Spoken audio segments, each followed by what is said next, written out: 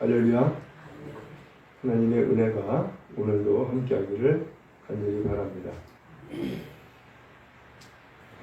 이제 8.15 강국 80주년을 맞이하게 됩니다. 우리 교단은 광복절을 앞두는 그 주일을 평화 통일주일로 정하고, 그리고 하나님을 예비하는 절기를 가지고 있습니다. 그런 의미에서 오늘 드려지는 이 예배가 이 땅에 평화가 임하고 또 통일을 이뤄나가는 놀라운 은혜의 시간 되어지기를 간절히 바랍니다. 오늘 성경을 읽었는데 이 성경 말씀은 이스라엘 백성, 곧 이스라엘 백성이 애굽 땅에서 구출받을 당시의 상황을 말씀한 내용이에요.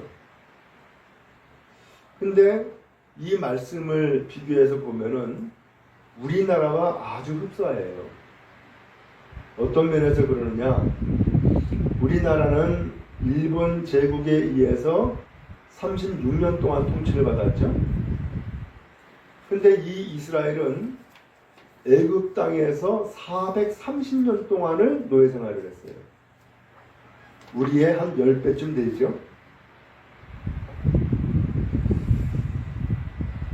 그런데 우리나라가 그 일제 통치에서 해방을 얻었어요. 어떻게 얻었어요? 일본이 태평양 전쟁을 일으키고, 그래서 미국이 원자폭탄을 투하하는 걸로 인하여서 패망을 하죠. 그리고 항복선언을 해요. 그래서 일본이 지배하고 있었던 나라들이 다 해방을 얻게 된 거고 독립을 하게 된 거예요. 그래서 우리나라도 해방되어진 것은 우리가 일본과 맞서 싸워가지고 그래가지고서 해방을 얻은 것이 아니라 전적인 하나님의 은혜였고 섭리였던 거예요. 근데 이스라엘도 똑같아요. 이스라엘도 애굽에서, 지금 이집트죠, 430년 동안 노예 생활을 했는데 이 이스라엘 백성이 애굽에서 해방받은 것은 그들이 군사를 조직하거나 혹은 민중 봉기를 일으켰거나 맞서 싸웠거나 해서 해방받은 것이 아니에요. 어떻게 해방 얻었어요? 하나님께 기도하고 하나님께서 역사하사 이스라엘 땅이, 애굽에서 이스라엘이 해방을 얻게 된 거예요. 그런 의미에서 이스라엘과 우리나라는 아주 유사한 역사를 가지고 있다 라고 하는 거예요. 그래서 오늘 이 성경 출애굽기 3장을 읽었는데 이스라엘이 이렇게 해방을 얻기까지 어떠한 역사와 섭리가 있었는지를 함께 보면서 우리나라에도 하나님의 역사와 섭리가 어떻게 이루어지고 있는지 함께 보고자 하는 거예요. 먼저 오늘 여기 성경에 보니까는 이스라엘 백성들의 상황이 나와요. 7절에 보니까 이렇게 표현했죠. 여호와께서 이르시되 내가 애굽에 있는 내 백성의 고통을 분명히 보고 그들이 그들의 감독자로 말미암아 부르짐을 듣고 그 근심을 알고, 이렇게 표현을 했어요. 지금 이스라엘 백성은 애굽에서 430년 동안 노예 생활을 해요. 근데 430년 동안 노예 생활하면서 얼마나 힘들었을까? 처음에는 살만했어요. 왜냐하면은 이스라엘의 가족 가운데에 요셉이 있는데 요셉이 당시 이 애굽 나라의 국무총리였거든요. 그러니까는 살 곳도 주었고 일할 곳도 주었어요. 그래서 먹고 살만했단 말이에요. 그런데 정권이 바뀌었어요. 시대가 바뀌었어요. 요셉은 죽었고요. 그러다 보니까는 이 이스라엘 백성들이 인구는 늘어나죠. 정권은 바뀌었죠. 어디 기댈 곳과 의지할 곳은 없어지죠. 그러면서 이 이스라엘이 애굽에서 노예 생활을 하게 된 거예요. 그러면서 처음에는 람세스라고 국고성을 짓겠다고 벽돌을 만들래요. 재료를 다 줬어요. 근데 이스라엘 백성이 너무 이게 짐이 됩니다. 너무 무겁습니다. 좀 짐을 좀 가볍게 해주세요 라고 했더니만은 아예 더 강경책으로 재료도 안 주는 거야. 재료도 니네들이 만들어 와, 가져와. 그리고서 만들어 채워. 만약에 채우지 못하면은 내맞는 거야. 채우지 못하면 밥 안 줘. 이렇게 되어버린 거예요. 그러면서 이 이스라엘 백성들이 애굽에서 고생고생을 하는 거예요. 그러면 장래에 희망이 있느냐? 없어요. 왜? 그 애굽의 노예이다 보니까 노예는 재산이 없잖아요. 노예는 자기 것이 없잖아요. 그래서 심지어 결혼해서 자식을 낳아도 그 자식도 역시 뭐가 돼요? 노예가 돼버리는 거예요. 어떻게 보면 이 백성들은 이것이 운명이려니 생각하고서 살아갈 수밖에 없는 상황이에요. 근데 이런 일들을 오늘 성경에서 보니까는 여호와께서 말씀하시는 거예요. 내가 애굽에 있는 내 백성의 고통을 봤다라고 표현했어요. 비록 노예였지만, 거기에서 벽돌 굽는 노예였지만, 하나님은 이 이스라엘 백성을 뭐라고 불렀어요? 내 백성이라는 거예요. 내 백성. 오늘 여러분, 우리가 세상에서 얼마나 많은 고통을 겪어요. 그래서 비참할 때가 돼요. 때에 따라서는 사람한테 버림을 받을 수도 있어요. 그럼에도 불구하고 하나님은 오늘 우리를 뭘로 여기실까요? 여전히 내 백성으로 여기시고 하나님의 자녀로 여기셔서 우리가 당하는 고통을 분명히 보고 계신다라는 사실이에요. 또 하나는 그들의 감독자로 말미암아 부르짖음을 듣고 라고 표현했어요. 감독자들 말씀을 드린 것처럼 할당을 내려요. 오늘 아무개 혹은 오늘은 1인당 벽돌 500개를 만들어야 돼. 재료 다 가지고 오고 네가 만들어. 만들지 못하면은 만들지 못한 만큼 매를 맞는 거야. 그리고 밥 없어. 이렇게 되는 거예요. 그러니까 이 백성들은 아니 재료를 어디서 구해요? 그러면 재료를 구하러 나가야 되고요. 그것도 가져와야 되고요. 그것을 또 말려야 되고요. 그리고선 그것을 전부 다 썰어가지고서는 진에게다 이겨가지고서는 벽돌을 구워야 된단 말이에요. 이것을 할당량을 감당할 수가 없어요. 그러니까는 이스라엘 백성은 이 애굽에서 노예 생활하면서 날마다 매맞기 일수요. 배고파 죽을 지경이고요. 그러니까는 그 감독자 때문에 이 백성들이 울부짖는다는 거예요. 근데 놀랍게도 하나님은 그 울부짖는 이 백성들의 소리를 들으셨다는 거예요. 누가 들어요? 나를 하나님의 백성으로 삼으신 하나님, 나를 하나님의 자녀로 삼으신 하나님이 그것을 들었다는 거예요. 애기들이 때에 따라서 물어요. 제일 먼저 그 울음소리를 듣는 사람은 누구예요? 엄마죠. 그런 것처럼 지금 이 내 백성 이스라엘이 울부짖는 소리를 누가 들으시냐? 이 백성을 나의 백성으로 삼으신 하나님이 먼저 들으신다는 거예요. 여러분, 울부짖을 때가 있습니까? 부르짖을 때가 있습니까? 하나님이 여러분들의 부르짖음을 먼저 들으시는 것을 믿으시기 바랍니다. 그 다음에 근심한다는 거예요. 뭘로 근심할까요?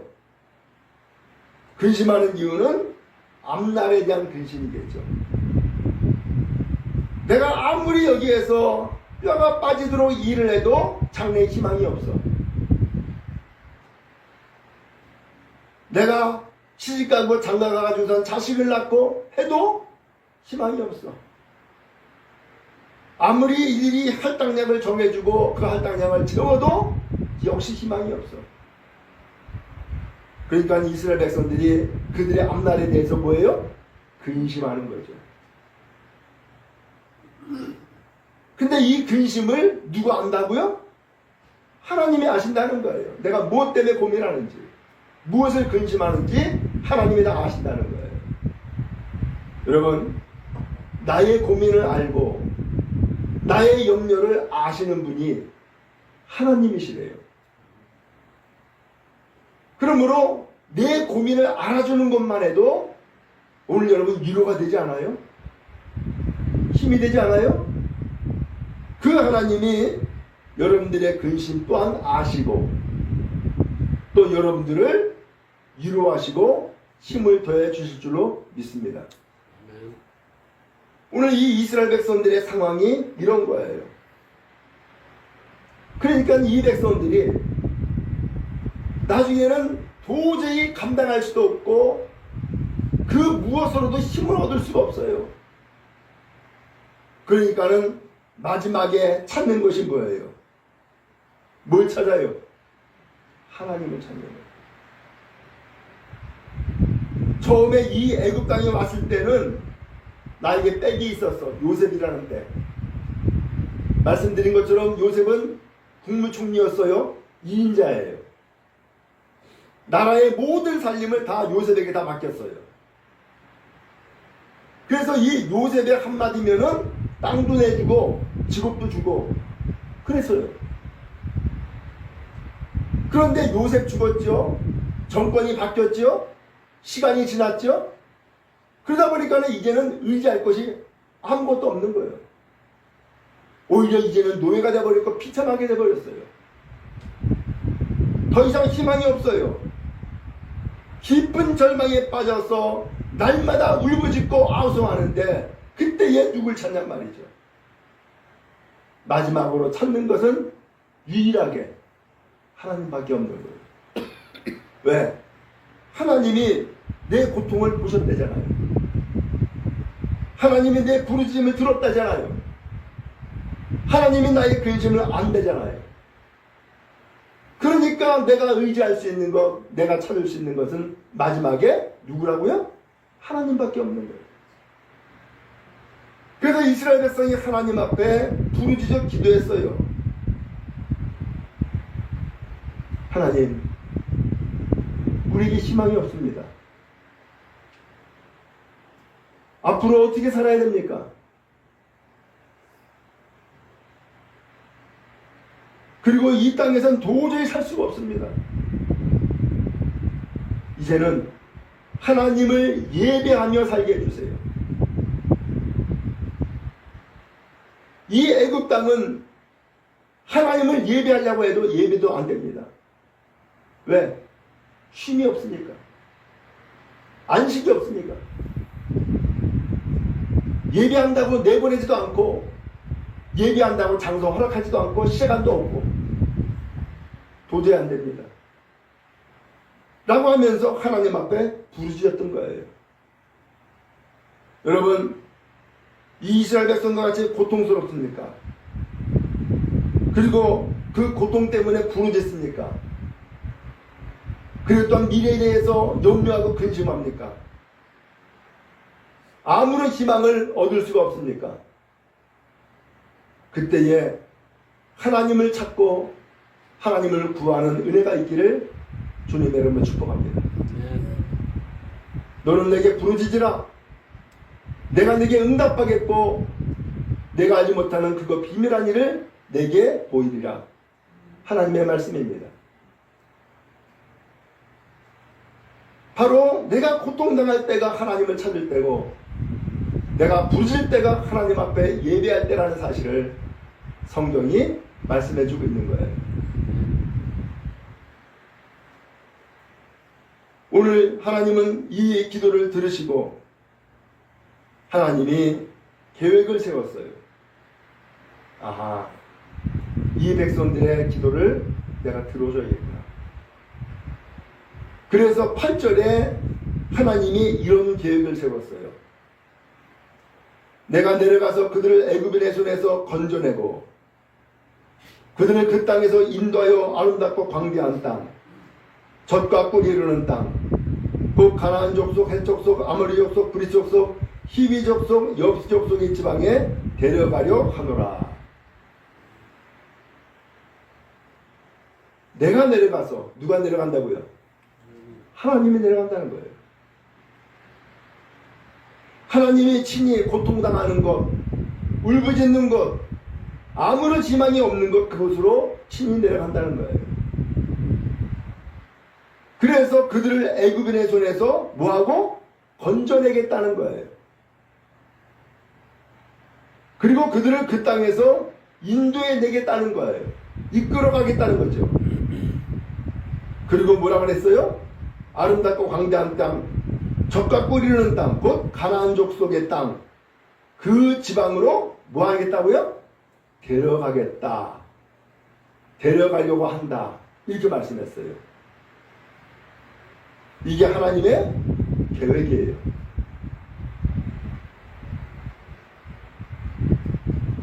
오늘 하나님은 사실 놀라운 은혜를 베풀어 주신 거예요. 아니, 애굽에서 430년 동안 노예 생활한 것이 은혜입니까? 놀라운 뜻이 있습니까? 예, 있다는 거예요. 무슨 뜻이? 이미 앞서 아브라함에게 하나님이 앞으로 이루어질 일에 대한 계시를 말씀하셨어요. 언제냐? 창세기 15장 13절에 나오는데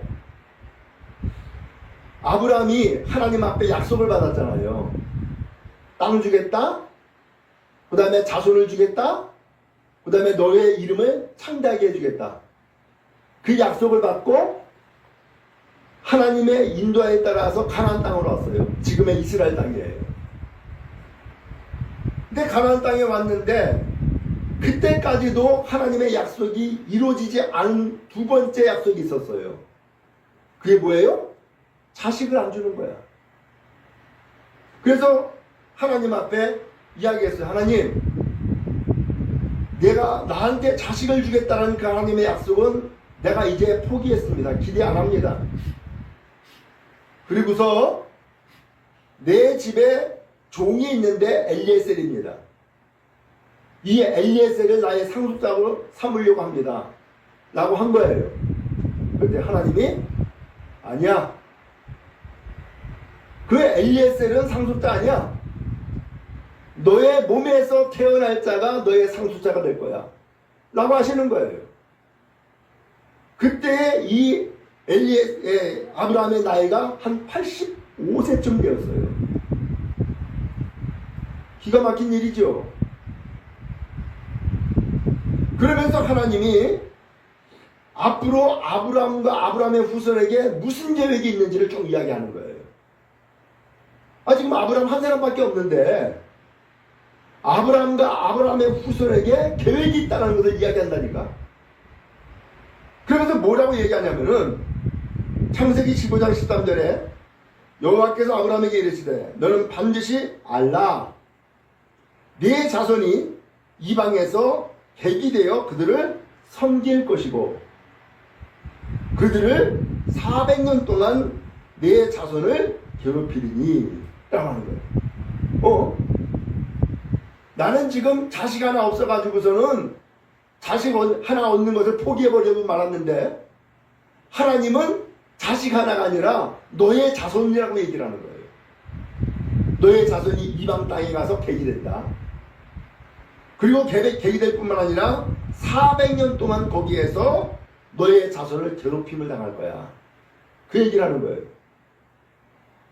근데 그 말씀이 진짜로 이루어질 거예요. 지금 애굽에서 노예 생활하는 것이 몇 년이라고요? 430년이라니까. 앞서서 아마 요셉이 있었을 때의 그 30년 기간은 아마 뺀 것 같아요. 요셉이 죽고 난 다음에 시간을 400년으로 계산한 것 같아요. 어찌하든 하나님이 예언했던 그 계시의 말씀이 이루어진 거예요. 그럼 도대체 왜 하나님의 백성을 그 이방에서 개기되게 만들고 400년 동안 괴롭힘을 당하게 만들었을까? 놀랍고 신기한 일이 한 가지 있어요. 그것이 뭐냐? 처음에 애굽 땅에 이사했을 때의 가족은 몇 명이었을까? 약 한 70명이었어요. 이 가족이 한 70명이었어요. 근데 나중에 이 애굽 땅에서 구출해서 나온 백성들, 이스라엘 백성이 몇 명일까요?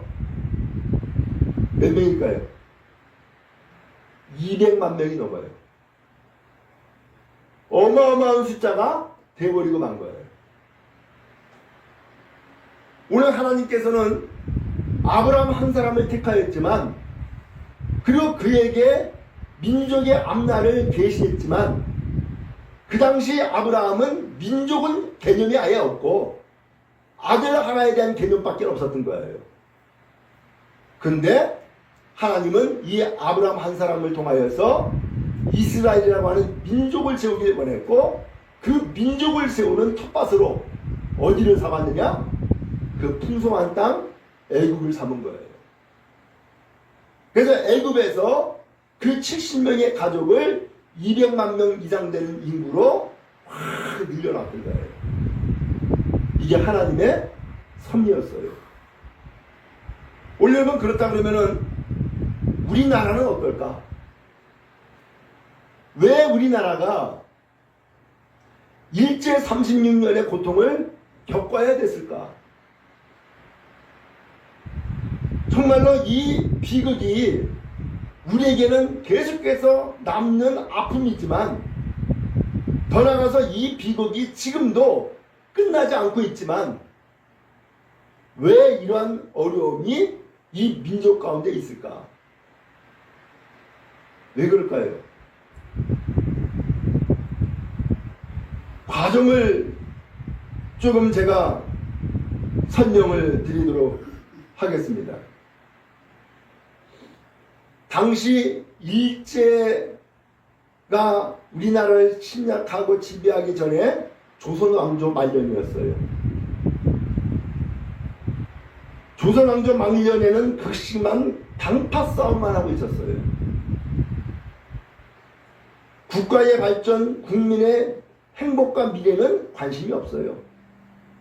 오직 정권을 잡고 당파 싸움만 하는 거예요. 그 틈을 타가지고서 일본이 우리나라를 보호해주겠다, 혹은 우리나라를 발전시켜주겠다라고 하는 그러한 미명하에 1905년 11월에 을사보호조약이라는 것을 체결을 합니다. 당시 어전회의, 왕이 주관하는 회의죠. 어전회의에서 학부 대신 이완용이 강경하게 주장을 하는 거예요. 일본의 그 이야기를 우리가 믿자.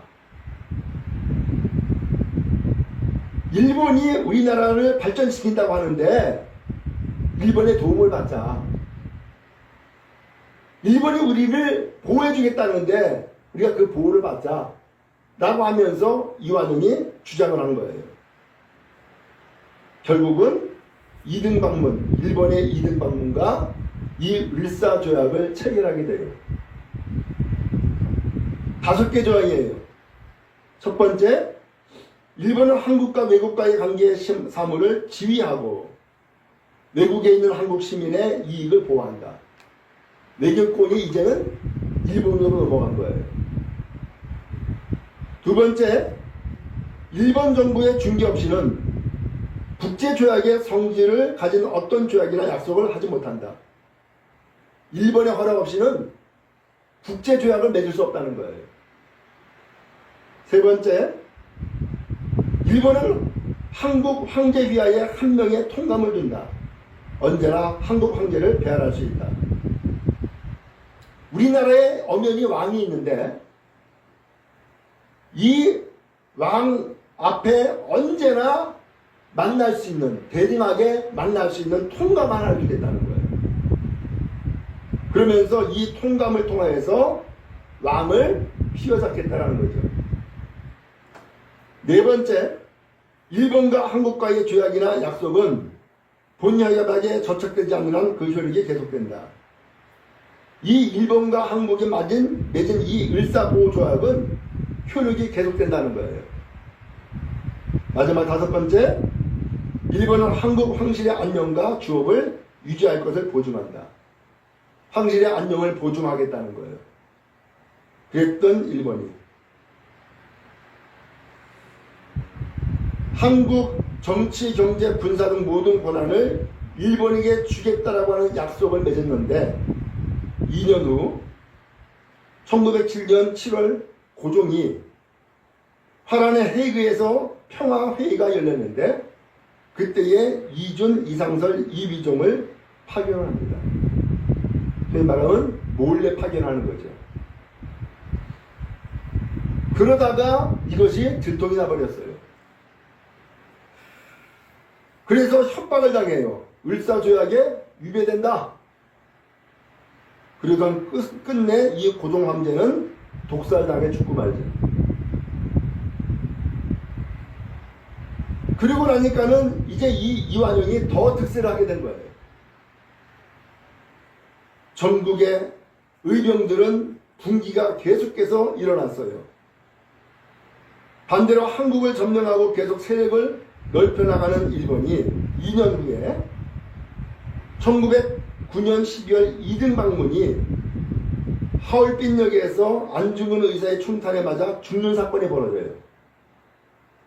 이 이등방문이 을사보호조약을 체결한 자이죠. 죽어요. 그러니까는 드디어 일본이 1910년 이완용을 앞세워가지고서 한국의 국호를 없애버려요. 나라 이름을 없애버리는 거예요. 그리고 1910년 8월 28일 날 한일 합방을 합니다. 그리고 이완용은 고종황제 뒤를 이은 순종황제를 통하여서 강제로 왕의 도장을 찍게 만들어요.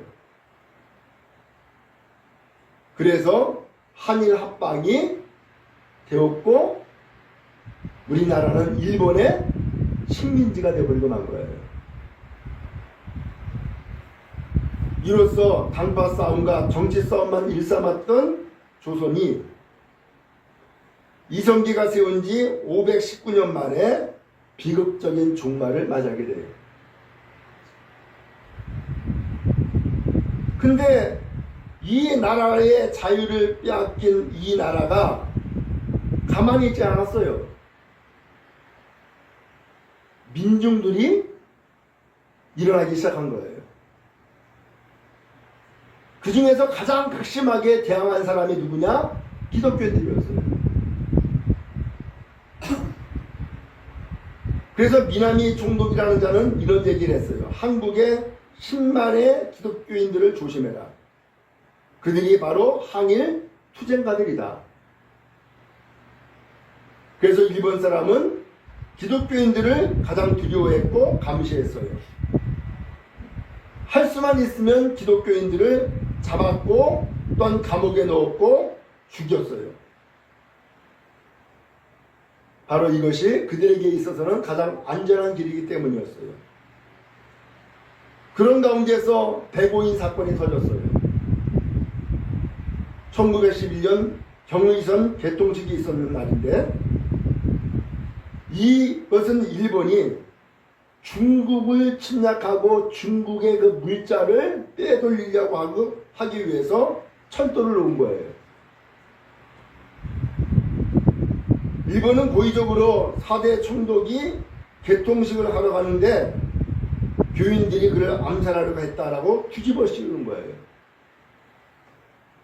그래서 당시 감리교 지도자인 윤치호를 비롯한 교계 지도자 105명을 감옥에다 집어넣어요. 이게 105인 사건이에요. 구 기독교인들을 중심으로 해서 1919년 3.1 운동이 벌어지고 감리교 상동교회에서 독립선언서가 인쇄가 되고 교인들은 태극기를 날르고 연락에 책임을 지게 돼요. 바로 이 독립운동의 전초 기지가 교회가 되었고 또한 교인들은 독립운동가가 되어진 거예요.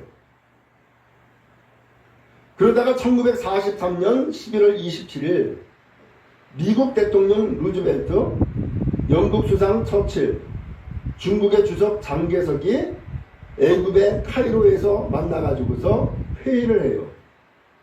그러면서 이런 결정을 해요. 3대국은 조선인민의 노예 상태에 유의하여 맹세코 조선을 자주 독립시킬 결의를 가진다. 우리나라를 일본에서 독립시키는 결의를 미국, 영국, 그 다음에 중국이 결의한 거예요. 그리고서 드디어 1945년 8월 6일 히로시마에 원자폭탄이 떨어지죠. 20명이 몰살합니다. 그래서 8월 15일 일본은 무조건 항복한다 선언하고 항복하게 된 거예요. 그리고 이 일로 인해서 우리나라는 해방을 얻은 거예요. 어때요? 이 해방이 우리의 힘으로 된 것이 아니죠? 그러면 어떻게 된 걸까? 기록에 의하면은 그해 8월 17일, 그러니까 8.15 해방을 맞이하기 이틀 후에 한국의 애국지사, 기독교 지도자, 종교 지도자, 정계 지도자 20만 명을 전부 다 없애야 된다라고 하는 명단을 가지고 있었고 또 그것을 준비하고 있었던 거예요. 근데 20만 명을 기독교인들을 죽이려고 했는데 그 20만 명을 죽이려고 했던 그 날 이틀 전에 결국 일본이 항복을 하고 그리고 20만 명이 오히려 원자폭탄에 의해서 몰사당해 죽는 사건이 벌어지게 된 거예요. 누가 한 일이에요? 우리는 고백하게 되죠. 아, 하나님이 역사하셨구나.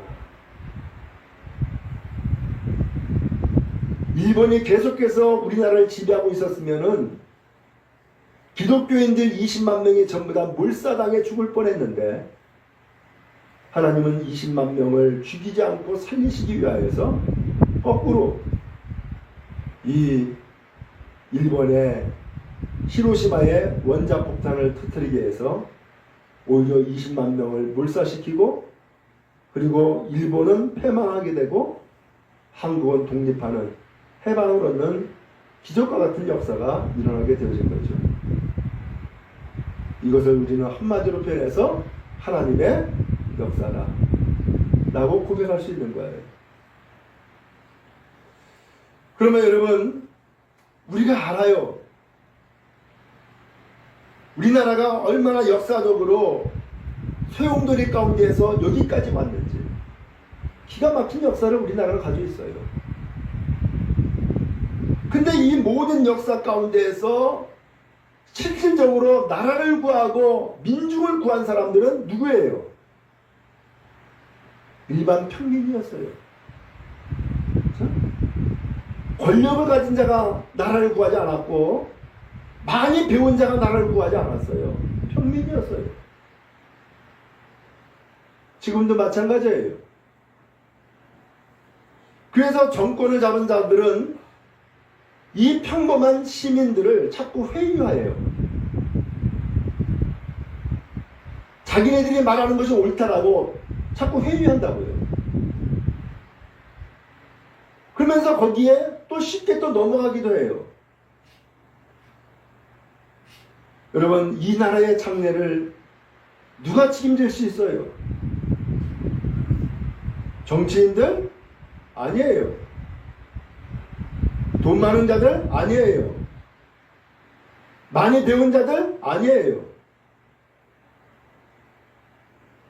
8.15 해방도 하나님의 놀라운 역사로 맞이했던 것처럼 아직까지도 완전한 이루지 못한 이 나라에 그야말로 자유민주국가로서의 완전한 체계를 하나님의 역사 가운데 이루어질 줄로 믿습니다.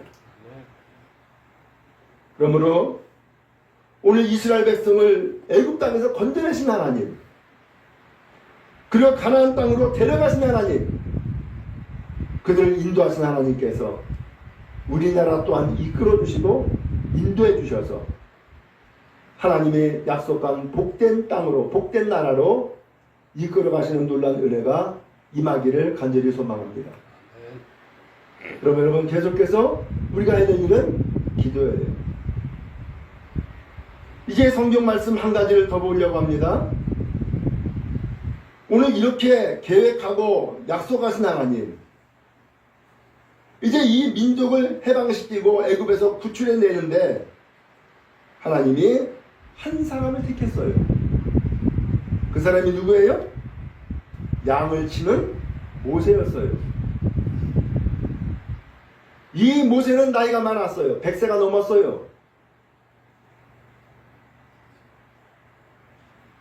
근데 이 모세가 양을 치다가 어느 날은 어디로 가느냐면은 호렙산에까지 이르게 된 거예요. 호렙산은 신의 산이라고도 이야기해요. 근데 거기에서 이상한 광경을 본 거예요. 떨기나무에 불이 붙었어요. 근데 그 땅에서는 우리나라가 뭐 산불이 일어나는 것처럼 불이 잘 난대요. 왜냐면 뜨겁고 사막 기후다 보니까는 불이 잘 난대요. 근데 불이 아무리 나도 금방 타버리고 말아요. 근데 그렇게 해서 타버리고 마는데 이 나무는 불이 붙었는데 타질 않는 거야. 신기하죠? 그래서 모세가 그 불꽃이 타는 그 떨기나무를 지나치다가 저건 뭐야? 하고서는 되돌아간 거예요. 되돌아가서 그 떨기나무에 불은 붙었지만 타지 않는 그 떨기나무를 바라봤던 거예요. 그때에 음성이 들렸어요. 모세야, 모세야. 모세는 그때에 대답을 하죠. 예, 네, 여기 있습니다. 너는 이리로 가까이 오지 말아라. 너의 선 곳은 거룩한 곳이야. 신벗어라. 그러면서 하나님이 모세를 부르신 거예요. 그리고서 이 모세를 통하여서 그에게 능력의 지팡이를 주고 형 아론을 대변자로 세우고 그리고 이집트의 바로 왕에게 가서 단판을 지게 만들어요. 하나님은 10번째 재앙을 내리고 난 다음에서야 이스라엘 백성들이 애굽에서 구출되는 놀라운 기적을 얻게 되죠. 자, 여기에서 하나님은 이 이스라엘 백성이라는 이 백성을 구출해내기 위해서 누구를 불렀어요? 평범한 사람, 양치기를 부르더라는 거예요. 아무것도 아닌 사람, 모세를 부른 거예요. 이 시간도 마찬가지예요. 사실 이 나라, 이 민족을 위해서 밤낮 부르짖고 기도하는 사람은 예수를 믿는 기독교인들이고 평범한 사람들이고 그들의 기도를 들으신 하나님께서 우리나라를 일본에서 해방시킨 것처럼 오늘날도 이 나라를 지켜주시고 또한 돌봐 주시는 줄로 믿습니다. 그러므로 나의 인생뿐만 아니라 내 나라, 내 민족의 앞길도 누구를 의지해야 돼요? 하나님을 의지하고 하나님께 구하고 나가는 여러분 다 되기를 간절히 바랍니다. 하나님은 분명히 말씀했습니다. 내가 애굽에 있는 내 백성의 고통을 분명히 보았다. 고통당하고 있는 그 사람들이 내 백성이라는 거예요. 그들이 그들의 감독자로 말미암아 부르심을 들었다. 그 감독자 때문에 고통당하고 여러 가지 시련을 겪고 어려움을 겪는 이 사람들의 부르심을 하나님은 내 백성이라고 이야기를 하고 그들을 들었다는 거예요. 더 나아가서 하나님은 그들의 근심을 안다라고 말씀했어요. 하나님은 이 시간 우리나라를 하나님의 백성으로 삼으신 줄로 믿습니다. 아멘. 하나님은 이 나라, 이 백성들을 하나님의 백성으로 삼으신 줄로 믿습니다. 하나님의 계획은 애굽에서의 구원이요, 더 나아가서 광야에서 약속의 땅, 적과 꿀이라는 땅으로 이끌어 가시는 것이 하나님의 계획이었어요. 오늘 우리는 어떻게 보면은 광야의 삶을 살아요.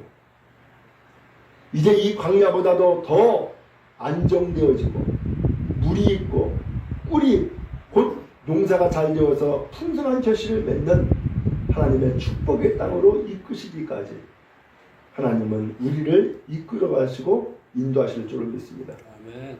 그 일을 위해서 계속 하나님께 기도하고 의지하는 우리 교회와 성도 여러분 다 되기를 간절히 바랍니다. 아멘. 하나님은 지금도 우리 가운데 계시는 것을 믿습니다.